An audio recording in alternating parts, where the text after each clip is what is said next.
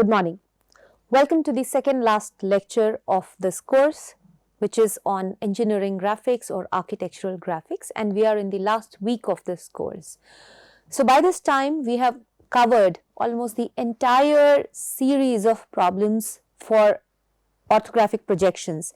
We have learned how to draw orthographic projections of points, lines, planes, solids, and then we also went on to discuss about sections of solids.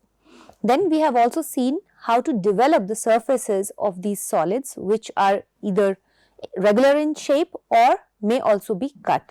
So this we have already covered, and prior to that we had the introductory part for this course where we looked at what are the tools to be used, what is the basic geometrical construction technique. So all that we have already finished. Now one topic which is left and which is of common use in engineering and architectural practice is intersection of surfaces. So far what we have done is we have understood what if a cylinder is cut by a slant plane, which well might be a case if you are designing a machine or some part of a piece of furniture around you or anything like that. But we know for all practical reasons this part will never be alone. There will be another part which will be intersecting it, which will be welded with it, which will be glued with it. And how do we draw them together? So we have to develop the drawings for both of them, and we also have to develop the surfaces. So right now what we are going to look at in these last two lectures is intersection of these two surfaces. And the most relatable, the closest of the problems that you will encounter in the practical world is how the ducts will be designed and how they will be joined together, how the sheets will be unfolded, how will you design the junction. So one of such problems we have already looked at when we looked at the development of surfaces. So we were trying to join a square section pipe with a circular section pipe and how the intersection, how the joining piece would be designed. There could be a variety of such problems, and few of them we will look here, how the intersection of these surfaces will happen. So to begin with, let us start with very simple solids. So let's assume that there is a rectangular prism which is intersected by a circular cylinder, a right angled cylinder which is cutting its axis perpendicular. So in such a manner that the axis of these two solids, they are intersecting. So assuming that we have a rectangular prism with us which is kept like this on the ground, and it is intersected by a cylinder, a circular cylinder perpendicular to its axis, and that is how, so it will pass through it and it will actually be penetrating this prism. So if we have to draw this is a very simple position. So we are going to start with that, and then further we will see how do we arrive at the more complicated ones. So it says that it is a rectangular prism which is kept on ground. So if we look at this prism in isolation and we forget about the cylinder, what do we see? We actually see the base, the size of the base. So here I am assuming that this base is 7 centimeters by 5 centimeters of a rectangle.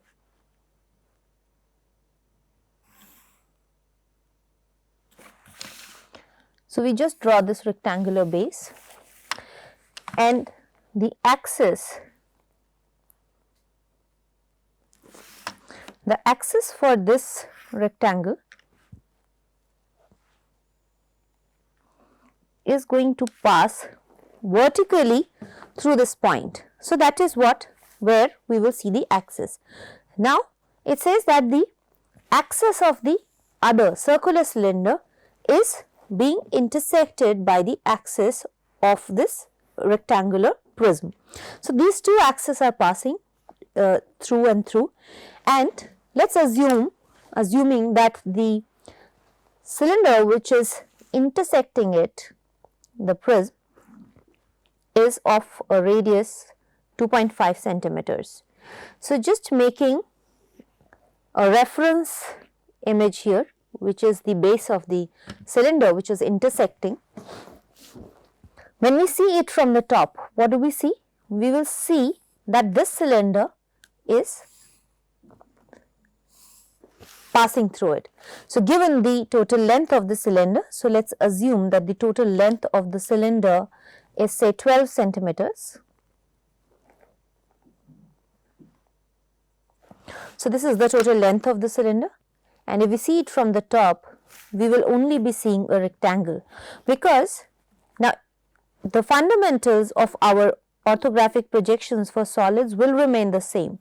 So, what we are assuming right now is that there is a rectangular prism which is kept on the ground in such a way that its axis is perpendicular to HP and its faces are parallel, two of its faces are parallel to the VP. So, this is what we are going to see, while this other cylinder, a circular cylinder which is intersecting it, it has its axis parallel to both HP and VP. So, we will not be able to see the base of this cylinder. Now, if we see it in the front, what do we see? We will be seeing the cylinder where the axis is parallel. So, we will still be seeing a rectangular shape for the cylinder. And for the prism, we will be seeing the front face of the prism which is parallel to VP. So, assuming that the height of this prism is 10 centimeters. So, this is the height of the prism, which is what it is, and this is where your axis is coming. So, this is the place where axis is coming.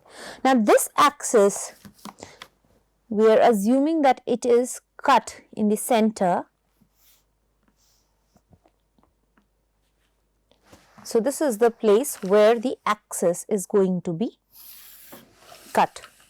Now, the same, because it is a circular cylinder, so we will be seeing exactly the same profile here, or what we could do, we could also take it to the side plane, which we also know as profile plane now. So, we may also take it up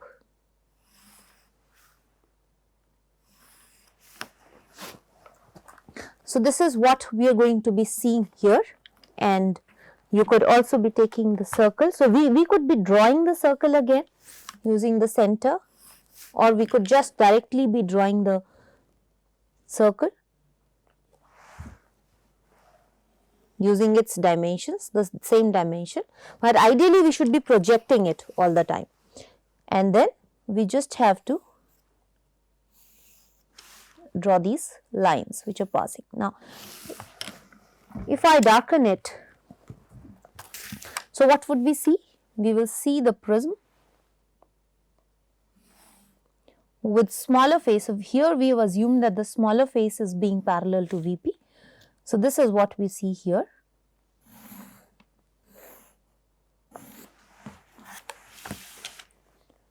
This is the prism.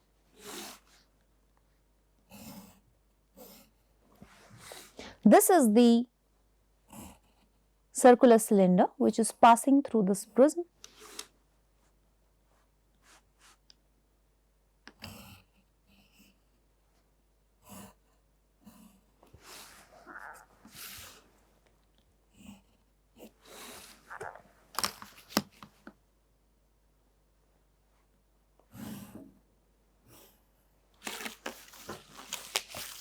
So, here we draw this circular cylinder. In top, so I will also make the axis as we see. So, this axis we are seeing being perpendicular to HP and parallel to VP, that is for the prism. I would advise that you should make the axis all the time, because making the axis, drawing the axis helps you understand how the solids are being placed. Then in the top view, we will be seeing the base of the prism, and we will again be seeing the cylinder exactly the same as we saw in the front view. So, this is what we see in the top view.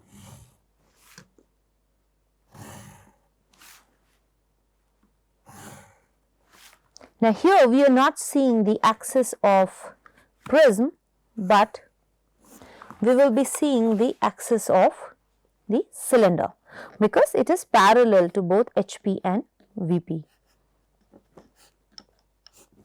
So, this is what we see, and if we have to make the side elevation, then we will just take these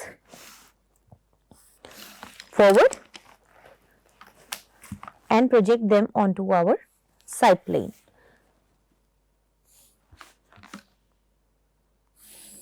So, the side view of this same would be where the base of the cylinder would be seen. So, that is how our side view will look for this simple intersection.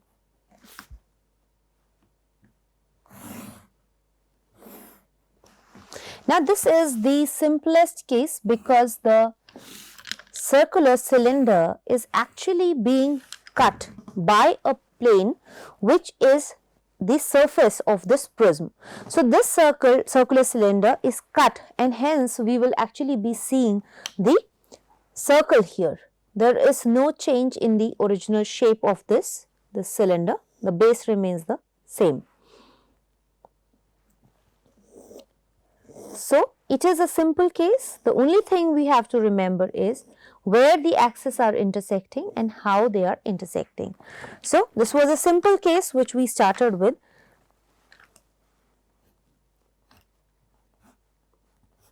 This is the axis of prism, and that is what we get when these two will intersect. That is how the drawings would be, orthographic projection drawings would be.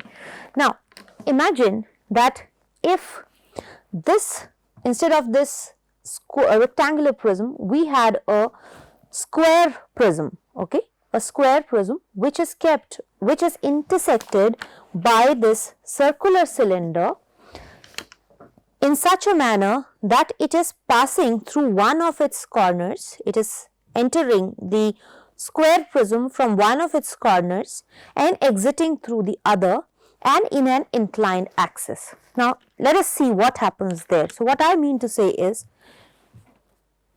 if we have this square prism here, so if we have this square prism, so assume that it has a longer height and it is kept in the base, and now we have a cylinder.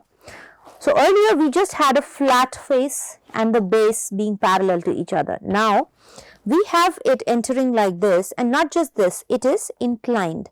So, this cylinder is inclined, it enters and it exits. So, how would we get the projections? So, we have to draw the projections of such a case. Now, assuming only one solid at a time. So, what we will do, we will start with, say, the square prism. So, square prism is assumed to be kept diagonally to the VP. So, the axis is perpendicular to HP, parallel to VP, and the base is put diagonally. So, we will make that first drawing first. So, let us assume that it is a 10 centimeter square pyramid which is kept diagonally.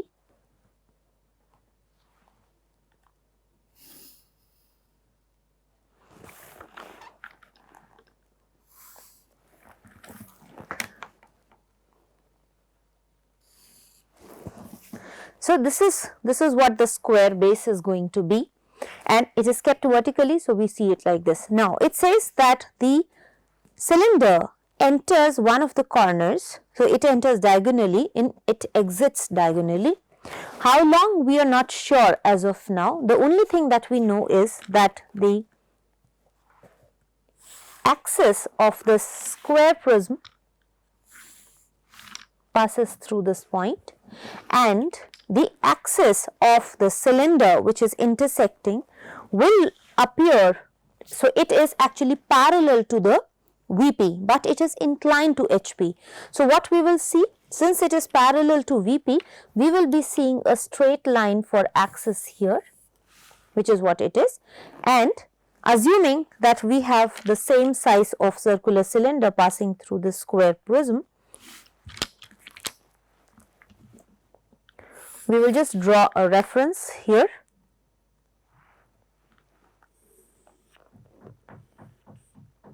So, since it is parallel to VP, we will be seeing a rectangular shape passing through this. So, what we have is, we have this circular cylinder passing through this. Now, right now it is assumed to be parallel to both HP and VP. So, it is appearing as a straight rectangle, but I am not drawing the ends as of now because it is actually not parallel, and we will draw it once we draw the VP. So, the front view. So, now we are taking it up.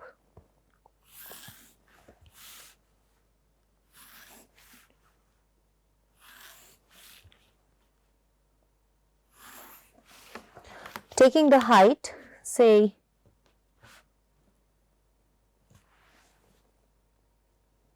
14 centimeters here.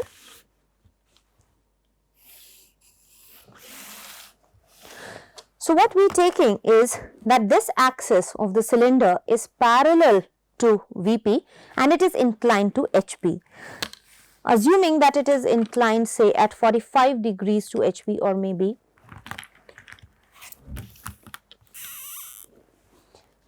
we taking here it is inclined at 30 degrees to HP. So, what we have here is that the axis would something be like this. It will be passing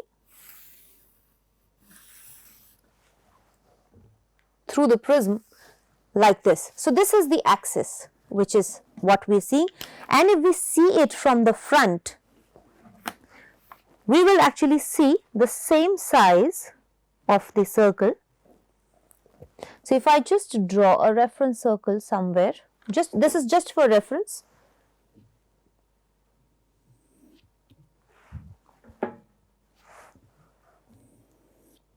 So, this is just a reference circle, we are not drawing it for the final.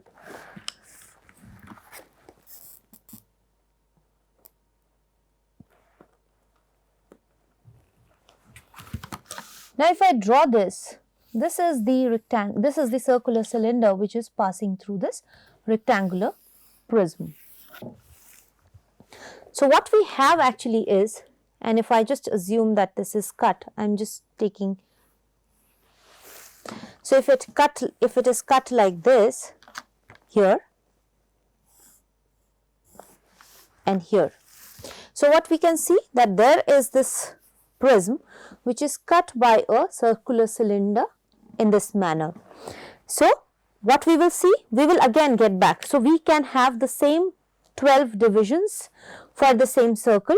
We can use those divisions to get it back onto the HP. So, we will draw these divisions here first.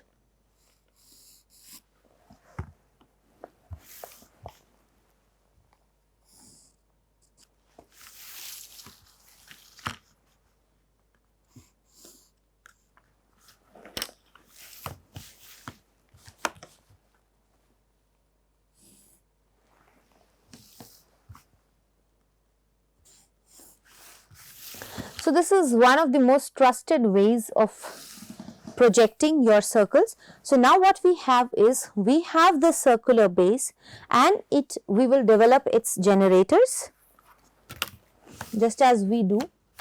So, these are the projectors for all those 12 different points.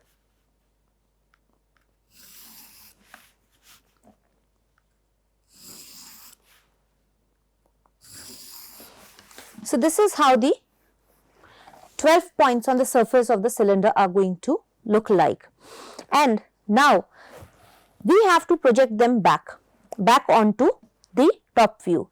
So, what we know is where each of these points is getting cut.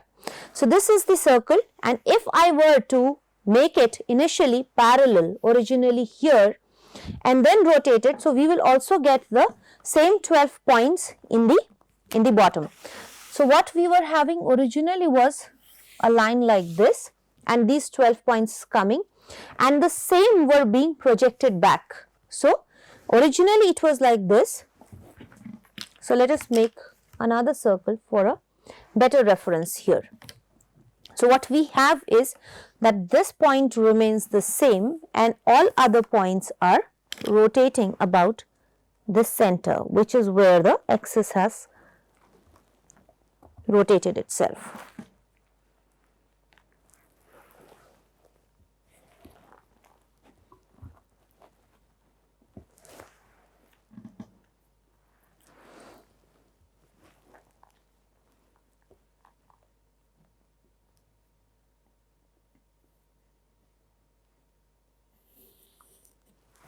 So, this is where if we were just having it originally parallel to this is the point where the center would be, and then we can have the original 12 points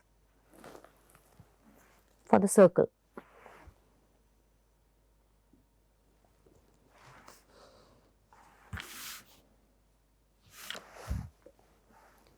This is where the circle originally was, which has now rotated like this. So, we have inclined this entire cylinder like this.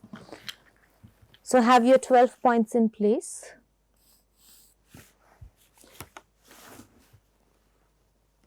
Now, why are we required to draw these 12 points is to get their horizontal projections in the plan.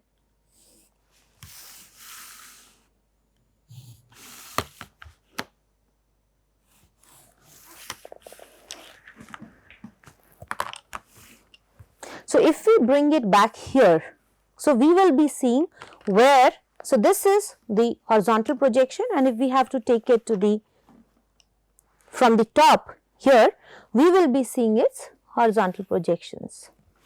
So, what we have is, if we see it from the top, we have another circle here and the 12 projection points which are seen here. So, this is actually the side view, and if we get it again here, this is where all these points are going to come.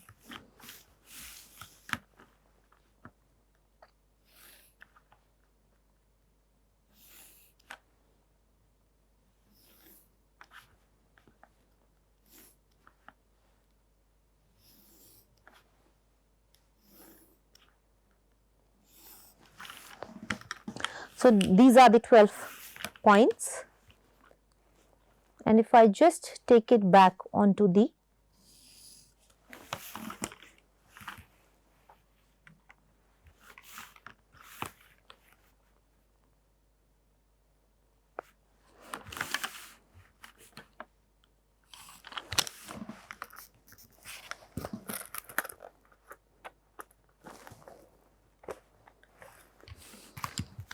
so set this as 45 degrees, and this is where each of this point is going to come. So, we know that this point is where our, so I will just draw these lines here.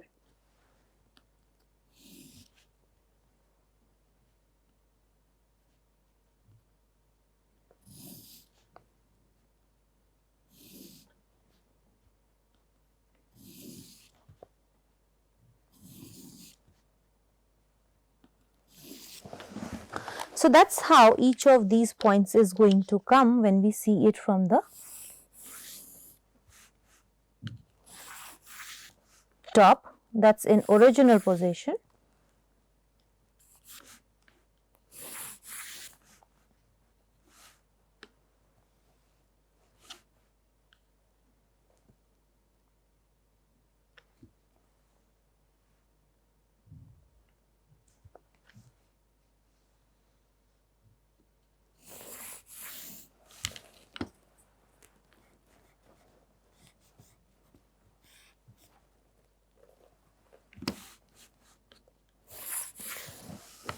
And this, and now let us match up the points. I will lightly number them here. So, what we had was 1, 2, 3, 4, 5, 6, 7, 8, 9, 10, 11 and 12. And now, when we rotated, we had the same points here 1, 2, 3, 4, 5, 6, 7, 8, 9, 10, 11 and 12. So let us get back the projectors. So what we have for 1, we have it here and it comes here, which is the center line. Again for 2,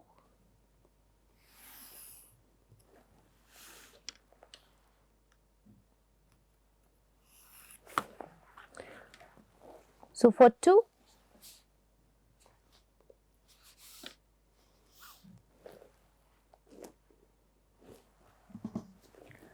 so okay, so it is here and the 1 is actually coming to be here, 2, and then let's bring it back from the top for all the points.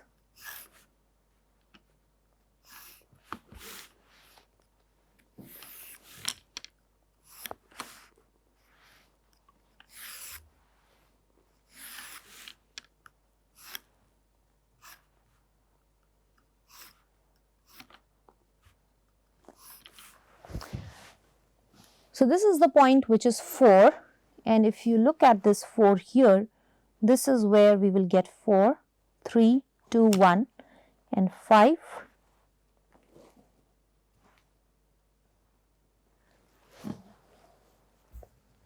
So this is the point where you get your 5 and then 6, 7, 8, 9.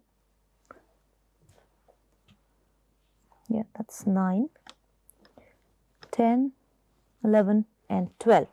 So this is exactly the ellipse that we should have seen from the top, because the surface is inclined, this entire cylinder is inclined. So this is the elliptical shape we were to get, which is what we have seen here. In the bottom we will not be seeing, because this is where it will come. So only half of the ellipse will be seen, but not the full ellipse.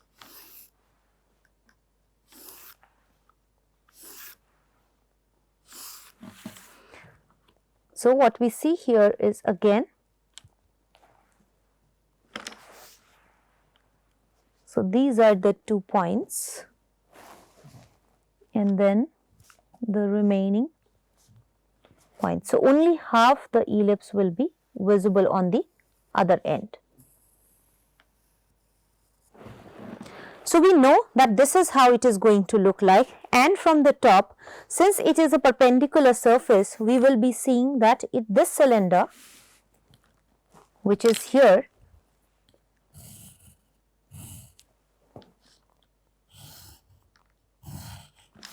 it is getting cut by a perpendicular surface. So not just one perpendicular surface, but it is actually getting cut by 4 perpendicular surfaces.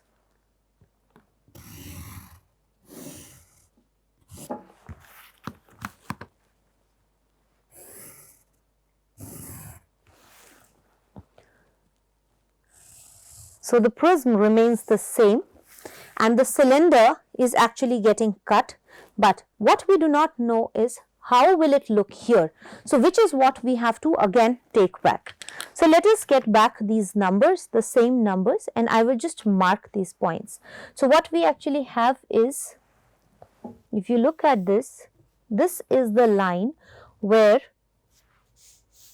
your 1 is going to come, and in horizontal again this is the point where 1 is coming. So 1, 2, 3, 4, 5, 6, 7, 8, 9, 10, 11 and 12, and now we will again take it back. So this is where 7 is getting intercepted. So if I take it back up, this is where 7 is getting intercepted. At this point, which is 6 and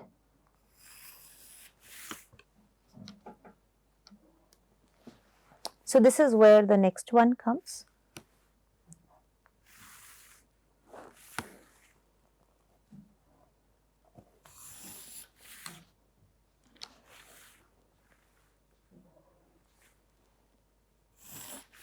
and this is the point where the fourth point along these lines will come. So, 7, 8, 9 and 10 is how we are going to get 7, 8, 9 and 10. So, this is how we will see it from the front. This is how it is going to get cut, and then we will move back to get the other points. So, that is going to be at the back. However, the same points will then repeat on the, so we will get these points. So, this is how the circle will actually get cut by the square pyramidal face, square prismatic face. That is how the cylinder is getting inside, because it is a slant face. It is not a perpendicular parallel to VP face, it is a slant face. So, this is what we would see emerging out of the prism.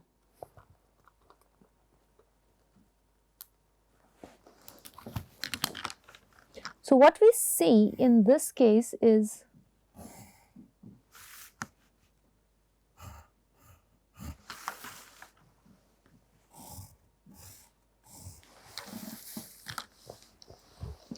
a part of the cylinder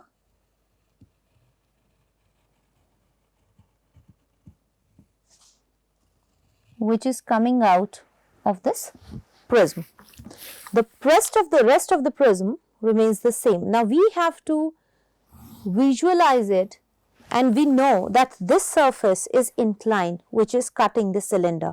The other half of the cylinder is not visible, but this is how we will be seeing it,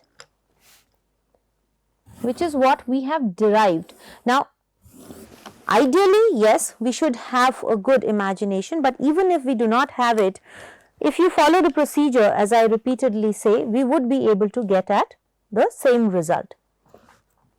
So, now we will do the same thing here.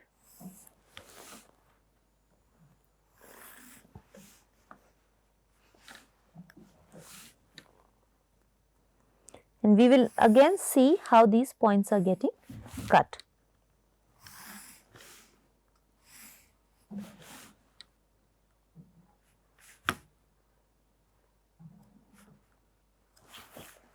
So, what we have is 1, 2, 3. So, here the cylinder was actually directly getting cut.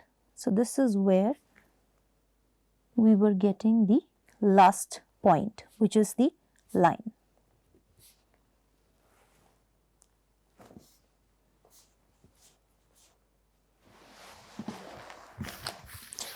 Now, if I draw this,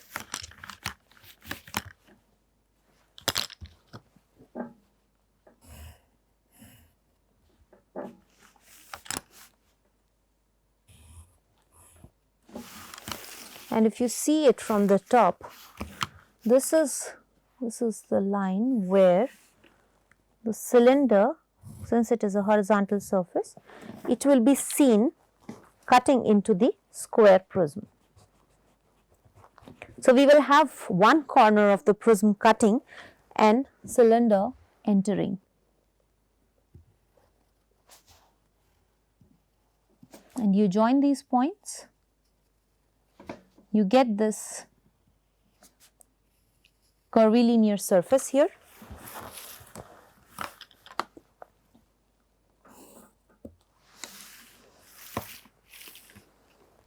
This is the ellipse at the end of the cylinder, which we will get, and this side we will only see half of the curvilinear surface of the cylinder. So, if I see this, this is where the prism is going to come.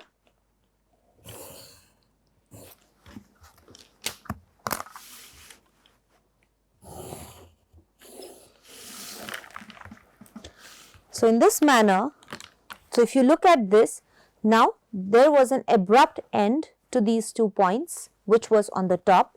So, which is what we got here. Otherwise, we should have actually got the point somewhere here. So, now since it was cutting it, it was abrupt, and that is why we got a straight line, and from there rest of the elliptical, the curvilinear surface would start. So, that is how the cylinder would look when we see it from the top and when we see it from the front. That is how the orthographic projection of this intersection is going to come. So, what we are going to actually do when we are drawing this intersection of surfaces is assume if the solid was kept in simple positions, so parallel to both the reference planes or parallel to one and perpendicular to other. So, which is what we had done, just assuming it that it was parallel. Since it was simple, we just had to incline it, we just needed these horizontal projections and then those vertical projections back. This is what we are doing and getting the projections in place for any solid for that matter. If it was a circular solid, so instead of a square prism, if we had a circular cylinder, in that case what we would also have is, instead of these 4 edges which are here, we would have again these 12 points, and wherever the generators of both will intersect would have determined how these cylinders are going to intersect. That is how we would have done in case this was a cylinder. Either ways, what we have to keep in mind that the projectors, so if the projector of 4 is here, it has to match with the projector of 4 horizontally. We cannot have, the projector of 4 will have to meet up in the projector of 4 in the top view. The projectors, whether they are coming from vertical plane or horizontal plane, will result in a point only when they intersect. So, keeping this fundamental in mind, this is how we would draw intersection of surfaces. Today we have taken for prisms. Tomorrow, in tomorrow's lecture, we would look at conical surfaces and intersection of 2 cylinders together, so that you have a fairer idea of how to draw intersection of surfaces. So, thank you very much for being with me here today. See you again tomorrow. Till then, bye-bye.